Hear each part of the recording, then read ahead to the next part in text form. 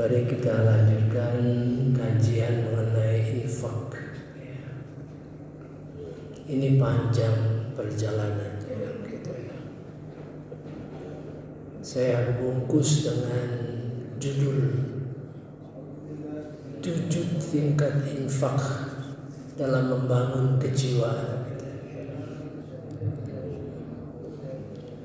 Pada kajian pertama saya menyebut surah At-Taghabun 64. Salah sebut sebenarnya surah Al-Munafiqun 63 ya. Di dalam surah tersebut ada satu ayat ya. A'udzubillahi minasyaitonirrajim. Bismillahirrahmanirrahim. Dan infakkanlah sebagian dari yang telah kami berikan kepadamu sebelum kematian datang kepada salah seorang di antara kamu, lalu berkata, menyesal, wahai Tuhan kami, wahai Tuhanku, sekarang Engkau berkenan menunda kematianku sedikit waktu lagi, maka aku dapat bersedekah dan aku akan termasuk orang-orang yang saleh. Ini kalau kita pahami ya, mengapa ayat ini menceritakan bahwa nanti orang akan menyesal dan mengatakan bersedekah. Jadi ada 2 kata. Di atas disebut infak, ya kan? Kemudian di dalamnya disebut sedekah. Nah, ini ada persoalan teknis yang harus detail, ya, sehingga kita tidak merasa terkecoh karena detail daripada pengertian kata-kata itu ya. A'udzubillahi minasyaitonirrajim. Bismillahirrahmanirrahim. Wa anfiqu mimma razaqnakum min qabl.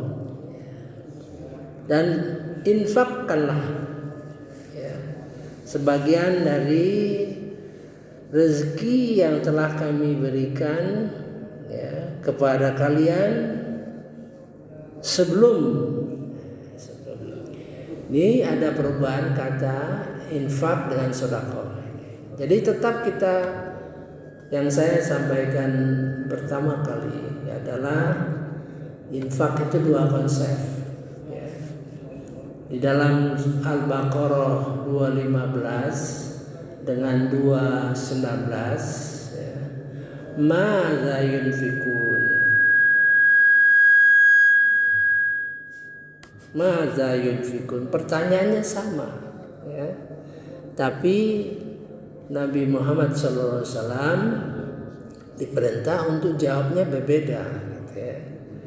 Madza yunfikun, apa itu yang diinfakkan ya.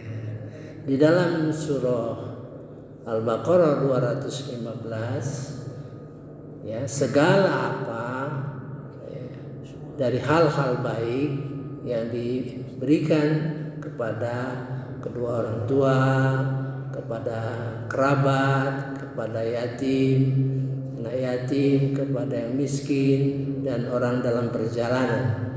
Artinya detail seperti yang kita lakukan, seperti yang kita pahami bersama ini.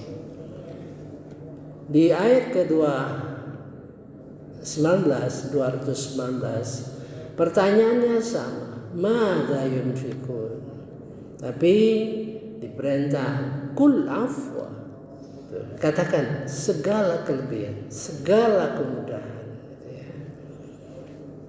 Jadi saya sudah bentangkan bahwa kelebihan itu segala hal ya, kelebihan waktu, kelebihan tenaga, kelebihan pikiran, kelebihan kemampuan memimpin, kelebihan kemampuan berkorban yang sifatnya non materi, kemampuan mempunyai networking, kemampuan mengolah sesuatu menjadi efektif. Mengapa demikian ditunjukkan oleh Allah Subhanahu wa taala?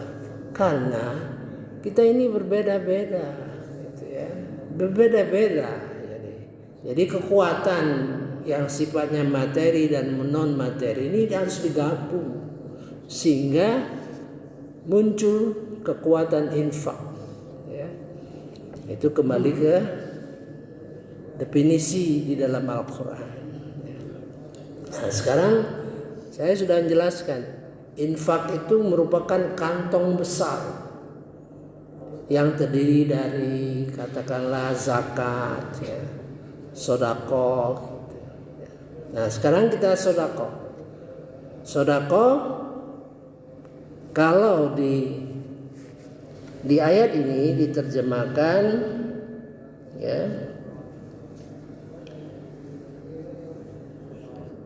ayatiya ahadakumul maut, jika datang kepada kalian kematian, berkata, Rabbi laula akhartani, mengapa tidak engkau tangguhkan aku ila ajalin qarib, sampai dengan masa yang dekat, fa asaddaqa.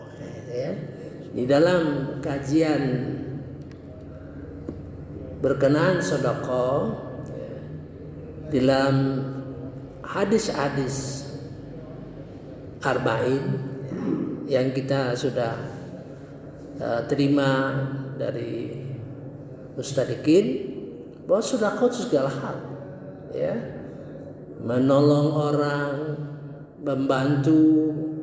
Di dalam hadis-hadis tersebut membantu mengambilkan air,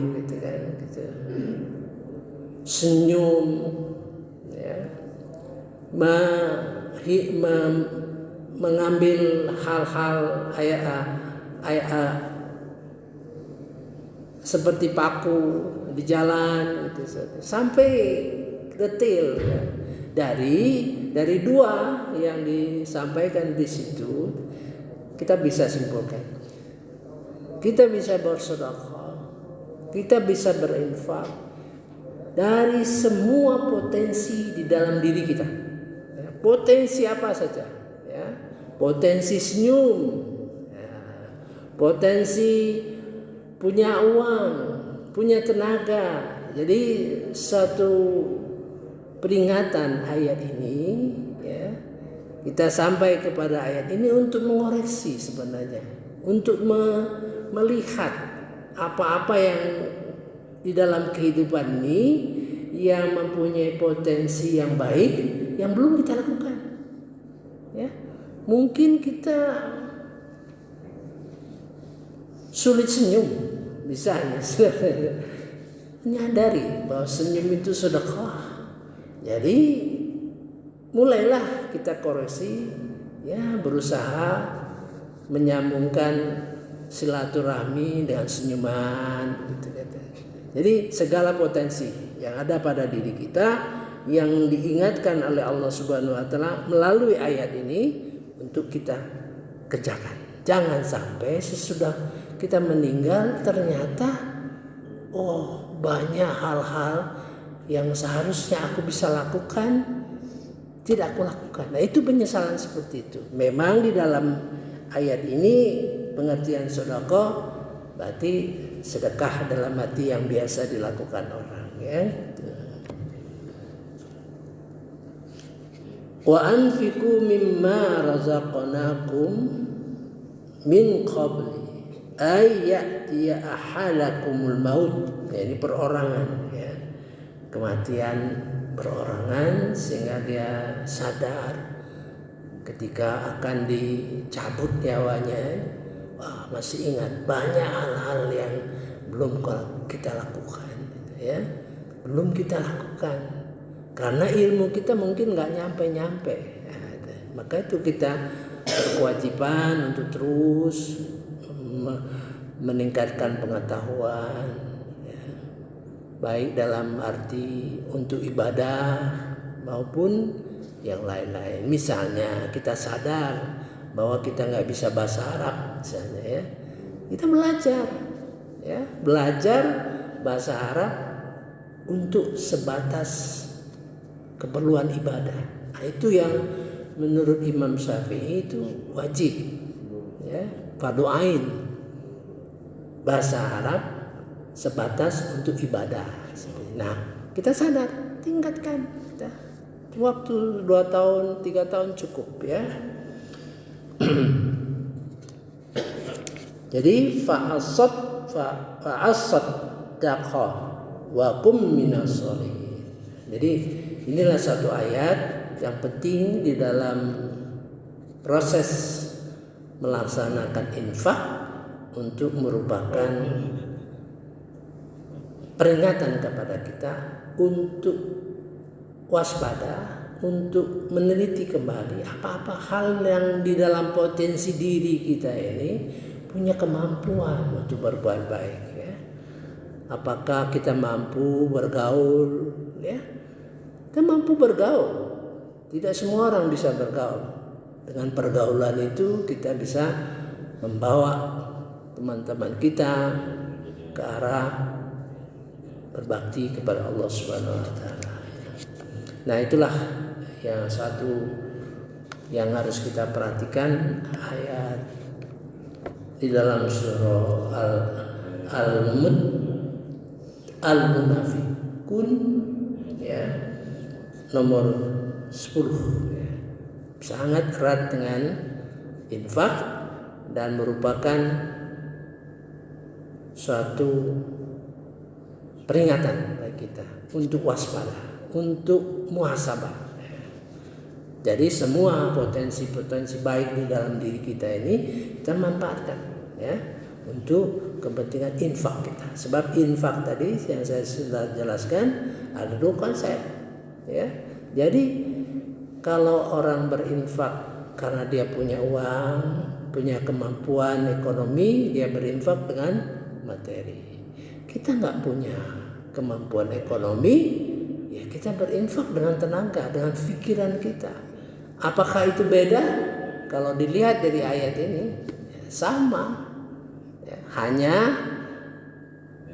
kalau kita berinfak dengan harta itu dibukukan, ya. Kalau kita berinfak dengan tenaga, pembukaannya lain, ya. Saya kira cukup dulu, ya. Saya kira masalah infak ini sangat dalam, ya. Kita akan teruskan, sebab infak itu merupakan ibadah yang berkaitan erat dengan kehidupan kita. Ibadah dan kehidupan kita itu erat sekali, ya. Baik masa kita muda, masa kita dewasa, berkeluarga, kemudian tua maupun rentah. Nah, itu dinamikanya akan berjalan, ya. Dinamikanya akan berjalan sejalan dengan apa-apa yang digariskan oleh Allah Subhanahu wa taala. Contoh saja, ya. Kalau kita misalnya berkeluarga, masih punya anak-anak di dalam masa sekolah, ya kan? Tentu cara kita berinfak juga berbeda dengan orang yang sudah tua, yang sudah nggak punya kewajiban lagi, ya, yang mungkin ada harta. Nah, di situ bisa melakukan qardon hasanah, gitu. Kalau kita masih muda, ya tidak mungkin dapat dilakukan, ya. Maka itu Nabi Muhammad SAW menghadapi para sahabat yang berinfak dengan harta itu berbeda-beda, ya, beda-beda, karena dia tahu situasinya itu. Jadi kalau kita lihat hadis yang sedikit berbeda satu sama lain, kita lihat kepada siapa dia bicara, gitu, ya. Saya kira cukup ya. Insya Allah mudah-mudahan kita mampu. Tulisannya sudah selesai. Ayat-ayat sudah hampir, saya kira 95% ya sudah tercantum. Mudah-mudahan kita bisa menyelesaikan infak ini dan mempengaruhi kehidupan kita berinfak ya. Subhanakallahumma wa bihamdika asyhadu an la ilaha illa anta astaghfiruka wa atubu ilaik. Wallahu alam. Wassalamualaikum